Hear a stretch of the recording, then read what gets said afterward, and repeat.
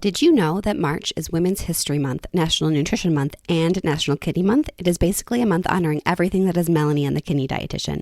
To celebrate, I'm running special pop-up sales for the entire month of March 2024.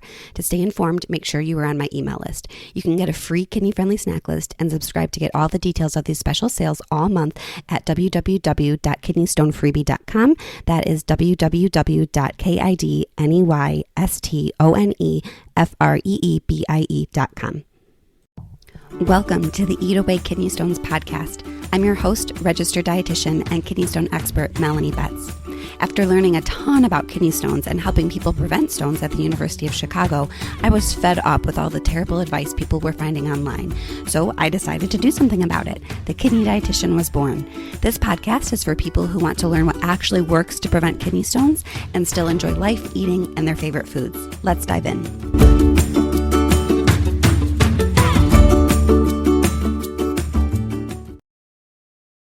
Hello, everyone, and welcome to this episode of the Eat Away Kidney Stones podcast. I'm your host, registered dietitian and kidney stone expert, Melanie Betts, and I am honored and thrilled to have Dr. Luke Reynolds with us today. He is a urologist at the University of Chicago. I worked with him during my time there, and I have been getting many requests to have a urologist on the podcast, and so I am very excited to have a true kidney stone expert urologist with us today. So thank you, Luke, so much for taking time to be with us today. Yeah, my pleasure. Thanks for having me on. Yeah. So why don't we start out with just kind of telling the world a little bit about yourself and where are you from? Where'd you go to school? Why are you qualified to do what you do? Yeah. So I grew up on the East Coast of Canada, where I did most of my school, spent a little bit of time in Cleveland doing research, and then went to the University of Ottawa for my residency. And then I did a fellowship at the University of Toronto, where I worked there for a short period of time before moving here to University of Chicago. Yeah, very cool. And you've been at the university for uh, 4 years now. No, okay, nice. I didn't realize that you were in Cleveland for a little while. My husband's actually from Cleveland, and Oh, so yeah. we go there a fair amount. So Yeah, I spent a year there doing research kind of in between graduate school and medical school. So yeah, it was my first adventure into the US. So yeah, very cool. Good old Cleveland. Was it at Cleveland Clinic? yeah. Mhm. Yeah. Nice. Well, thank you again so much for taking time. I know that you're a very busy man, so we appreciate you My being pleasure. here. So I wanted to start out with kind of just like a basic, what is a urologist? I think a lot of people get really confused about what a urologist is and a nephrologist. So can you kind of help us understand what the difference is and when someone with stones might need one or the other? Yeah, so a urologist is a surgeon who manages conditions of the genitourinary system. We also do a lot of medical management as well. So there's the oncologists manage all the kidney cancers, prostate cancer, bladder cancer, testes cancer. And then there's a benign urologist who manage voiding dysfunction, enlargement of the prostate, female incontinence, kidney stones. There's reconstructive surgery as well for the urinary system and pediatrics. And then my area of focus is I'd be defined as an endourologist. So most of the surgery that I do is done with scopes and treating kidney stones and doing minimally invasive surgery from the inside of the urinary system. So most of my work is typically done for treating kidney stones, but also some voiding dysfunction and then also some management of some kidney cancers as well. So. Yeah. So urologists do a whole lot more than just kidney stones, it sounds like. Yeah.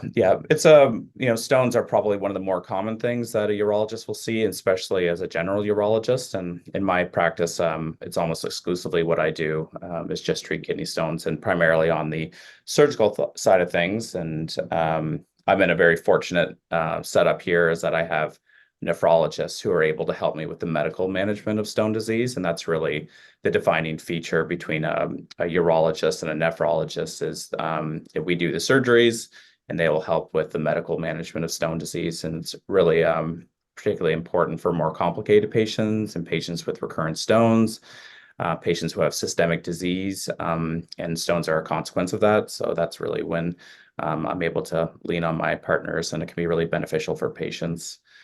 And the nephrologists, they manage lots of other conditions, medical conditions of the kidneys, like renal failure and high blood pressure and that type of thing. So very different specialties, but we do have a lot of overlap and work pretty closely with them. Yeah, absolutely. So it sounds like anyone with kidney stones or should have a urologist, but only maybe those more complicated cases would also be seeing a nephrologist as well. Yeah, as long as the urologists are comfortable managing, doing the preventative management for kidney stone disease, a lot of urologists are able to take care of that. But certainly, it's helpful to have a second set of eyes and someone with a area of subspecialty to help with stone prevention is, it's excellent. Yeah, absolutely. We had Dr. Anna Zisman on a few months ago to talk about some of the differences. So if you want to check out that episode as well, we talked a lot more about kind of what the difference is and what exactly you are going to do when you visit a nephrologist for kidney stones. So one thing that I was interested in, and honestly, I'm don't really know the answer myself, is I'm gathering that not all urologists are truly kidney stone specialists. Would you say that's true? Yeah, I think most general urologists are able to take care of the vast majority of stones. It's just such a common problem that, people get pretty good at treating stones over time. Um, it depends on where you're going. So here at the university, we're all very subspecialized. So my cancer partners rarely ever treat stones, and we are all very siloed in our practice. But yeah, there's certainly times when stone disease is really advanced and patients are more complicated with anatomic issues, or they're just very unhealthy, and they should probably be seen by a specialist that does a lot of kidney stone surgery. Yeah. And is there any way that someone, out there listening anywhere in the world right now would be able to find a urologist that really is more specialized in stones specifically? Yeah, typically, all the academic centers will have a stone specialist, but even now, there's so many fellowship trained surgeons that are working in the community. You can find some outstanding urologists in the community as well. If you're really looking for someone specialized, you just try to make sure they have a fellowship in endourology, stone disease. Okay. Yeah. And typically I feel like on most hospitals' websites you can see doctors training. So that's a great tip. Yeah, yeah, exactly. Yeah. Okay, that is all super helpful. So, kind of getting into more of the nitty-gritty, what exactly is a urologist going to do? So, you mentioned you're a surgeon, and certainly we're going to talk about, stone removal procedures and surgeries and those types of things. But what else are you doing? As you are following with urologists for years, likely, what are you looking at? Yeah, so there's a number of things. Number one is from a stone prevention point of view. So I'll be doing some routine imaging periodically, and that's really, especially pre and post-op, pre-operatively looking at their anatomy, looking at their stone burden, trying to figure out what procedure is right for them or if they need a procedure. Post-operatively, we're always looking for residual stones, as well as formation of new stones. And importantly, we're making sure that the kidneys are draining properly after having procedures. And then over time, stones are so recurrent that it's not uncommon that we do find patients that coming back with new stones. And those are the patients we really focus on trying to help them with prevention as well. So, seeing if there's any changes in their diet or their lifestyle or medications, any, changes in their overall health, that type of thing. Yeah, absolutely. Something that I think people are often pretty amazed to learn is that just because you have a stone doesn't necessarily mean that it has to come out, because people can just live with kidney stones for a long time and be completely fine, right? Yeah. Yeah. Yeah, the management, we call this the asymptomatic stone. So the stone that's just sitting in the kidney, not causing any problems. You never know that's there unless you had imaging or blood in your urine or something like that. So for those, it's a really personal choice as to what you want to have done. Typically, the smaller the stone, the less likely it's really going to cause a lot of issues. Once the stones start to get bigger, if they move, they're going to be more painful. And if they start to get much bigger, then they're very unlikely to pass on their own. So it's quite individual. And I think it's important not to operate on every single stone that you see, but certainly all big stones start very small. So they need to be followed because those patients can get into trouble. And, for me, I always leave it up to the patient as to what they want to have done. At the end of the day, if the kidneys are draining properly, they're not having pain from their stone, if they're not having bouts of, renal colic or kidney stone pain or recurrent infections, a lot of these stones can be monitored. But about 50-50, a lot of these smaller stones will become a problem down the road. So sometimes treatment is indicated before they get into trouble, especially the bigger ones. Yeah. So it seems like you, in terms of making that decision on if it's okay to leave a stone in there, is looking at the size primarily, as well as perhaps the location of the stone. Did you mention Yeah, that? this, Yeah. yeah, It's exactly. So blocking the stones that kidney. are tucked away in like a little spot in the kidney are, we worry a little bit less about those moving, but they do move. Certainly stones that are closer to the opening of where the drainage tube is.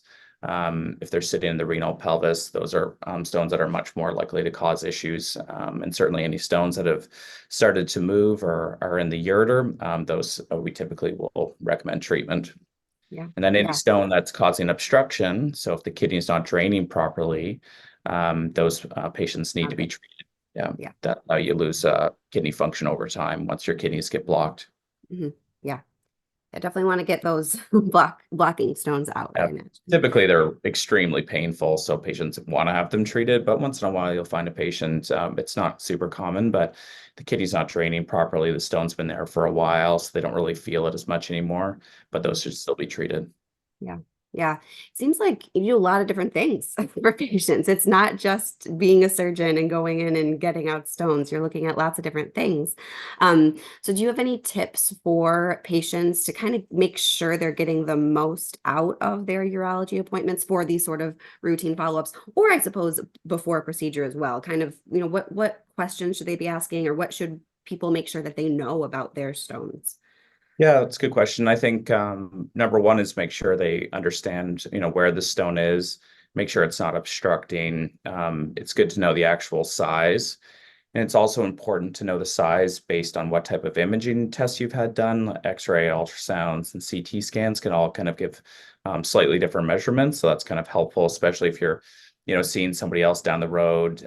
It's important. Some of these finer details can be very helpful, especially if you're monitoring for stone growth over time. We're measuring things in millimeters, so very, very small. Mhm. Um, Sometimes it can be really helpful as well to get an opinion as to what kind of stones patients might have, because that will influence the recommendations for some of your dietary changes. Without actually having a small stone to analyze, we don't know for sure, but there are some clues that urologists can figure out maybe what kind of stones you make. That's another thing. All patients should be told that if they ever do pass a stone, to grab it and bring it in to be analyzed. It's very helpful for stone prevention. Yeah, absolutely. And I imagine any possible future stone surgeries as well, if you know what kind of stones for sure, because Yeah, absolutely. Yeah, there's certainly some stones that are going to be more aggressive and reforming. So yeah, it's really helpful to know the stone composition. Some stones are really, really hard, and if you know that a patient has a really hard stone, you may not recommend shockwave lithotripsy. You may recommend ureteroscopy or one of the other procedures, or vice versa. So yeah, and just having that on your record is very helpful, especially if you end up seeing someone like yourself or a nephrologist. That's the first question that they're often going to ask is, what kind of stones do you make? So it's yes, important to always try to grab them if you ever do pass a small stone. worth fishing it out of the toilet. It is indeed.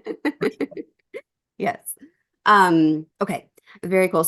We kind of started talking a little bit about surgery, so I think that might be a good segue into a topic that I'm sure everyone is dying to hear. What are the different types of stone surgeries and procedures? What's the most common?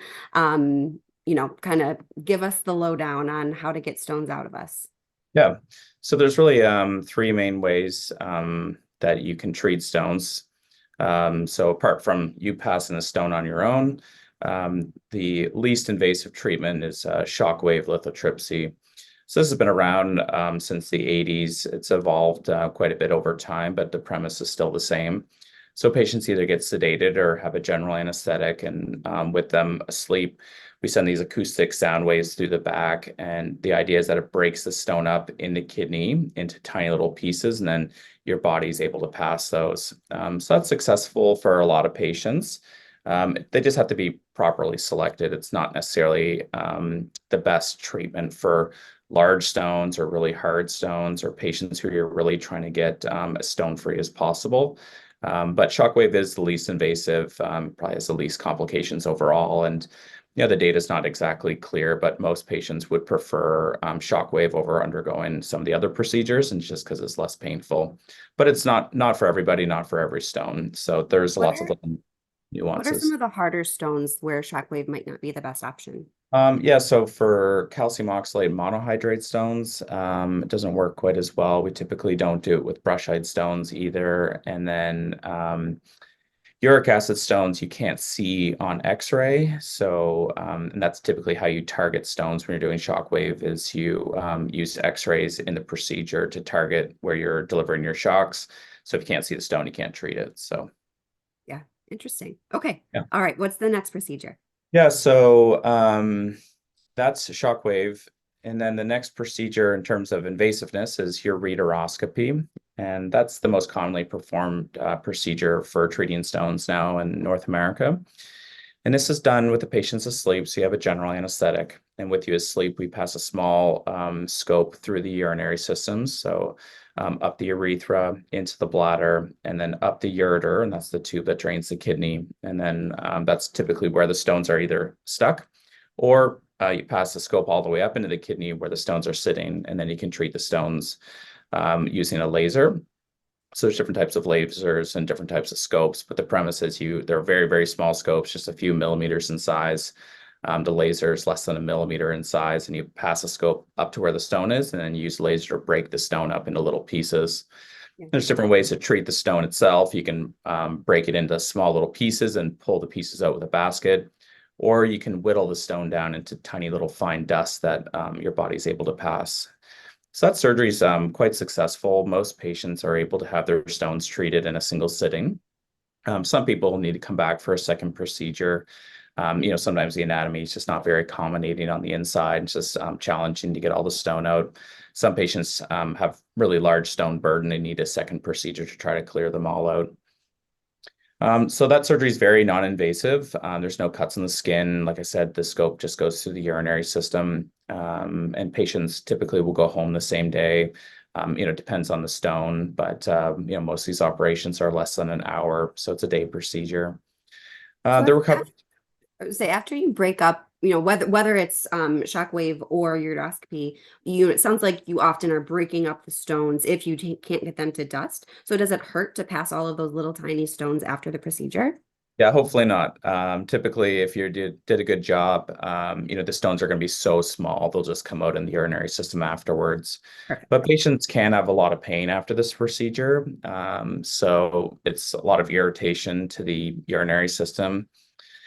And a lot of the pain is often driven by having a stent in place afterwards. So with ureteroscopy, often, not always, but often patients will have a stent placed. And a stent is a small flexible tube that goes from the kidney, goes down and coils in the bladder. And that little stent is left in there to let the kidney drain afterwards and let everything heal after the procedure. So it used to be commonplace that patients would have a stent in for a number of weeks after surgery. Even in my residency, we typically left them in for a month. Oh, Now we're trying to get them out sooner. And there's even, newer evidence to show that we probably don't need to leave stents in as much as we do currently. But, the stents are a necessary evil in a lot of patients. About 80% of patients will feel these stents. They can cause a lot of irritation to the bladder, so a lot of frequency, urgency, pain when you go pee, blood in the urines, all not uncommon afterwards. There are some medications that we typically prescribe patients afterwards, but that is the burden of this operation is that a lot of patients, especially if you have a more complicated surgery or a larger stone burden, are going to have a stent afterwards. And, while that's in there for a number of days afterwards, patients can really feel it. so it sounds like they are not very fun, but they are helping to drain your kidney, so helping to protect your kidney and keep it working. So that's a big deal. Yeah, and then there's patients who have a history of infection. So after doing surgery, you want to make sure that the kidney's draining properly. So you leave a stent in for that. There's lots of little things that we do in surgery, and sometimes you just need to leave a stent in afterwards. Things are kind of inflamed and irritated, and you just want to make sure that the kidney drains properly right afterwards and heals. So Yeah. Yeah. Okay, so not fun, but it's temporary, hopefully less than a week, sounds like. If Typically, we're yeah. lucky. Yeah. If Yes. there's any major injuries to the urinary system, which can happen, it's not common, but it does happen, then you need to leave the stent in a bit longer. But most patients, leave it in 3 to 5 days or so afterwards. You go back to the doctor to get that stent removed. This is not something you take out yourself, correct? It depends. So there's two ways of having the stents removed. Number one is you can leave the stent on a little string. So there's a little string that hangs out the urethra, very small. And then when the stent is ready to come out, you just grab the strings and slide the stent out. So that can be done at home. A lot of patients will prefer to have that done in clinic the first time around, but it's actually extremely straightforward. And if they ever need another stone procedure, they'll often remove it at home by themselves. So that's if you leave the stent on a string. And then the other way is you can do an office-based procedure where we pass a small flexible scope into the bladder, grab the stent with a little grasper and remove it through the urethra. Okay. That one needs to be done obviously in hospital. Yeah. Yeah.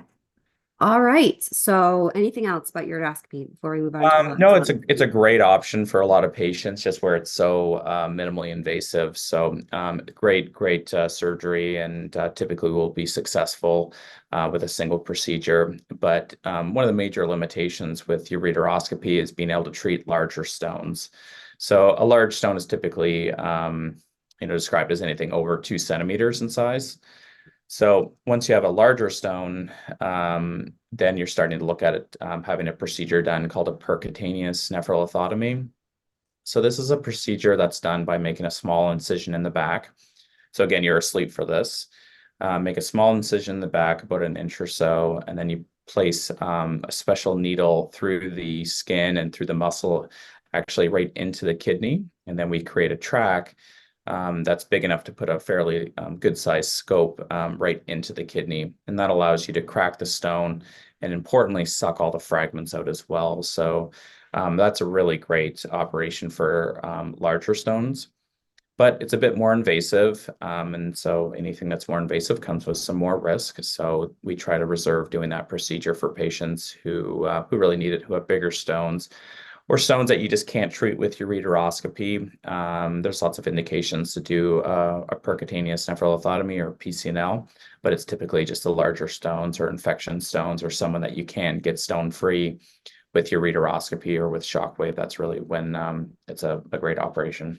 Yeah. So this one really is the only surgery. Like when you think about, surgery, like cutting into someone, that's really the only surgery stone removal procedure there is these days. Yeah, you can still do, once in a while, someone will have a robotic surgery or open surgery to remove stones, but it's really uncommon. Ureteroscopy and PCNL are such versatile operations that as long as you can get to the kidney safely, you can usually treat patient stone pretty effectively. Yeah. Yeah, it's so fascinating. I know nothing about any of this. I am not a doctor and certainly not a surgeon. And I always just have to giggle when I go to the rock meeting. You're talking about all these different lasers. Like it sounds like a video game. It's like Yeah, there's so many different yeah. lasers and like shooters and like equipment. Yeah, just a lot to know. Yeah, it's a really technology-driven field. So it just is great. There's lots of advances. There's new stuff coming out all the time, and it's all based around trying to make these procedures more efficient and less invasive. So Yeah. Yeah. One thing we did say that we wanted to touch on was some warning signs for after you've had any of these procedures. You're recovering at home. What are some things that you would bring you back to see your doctor or go to the ER after any of these stone removals?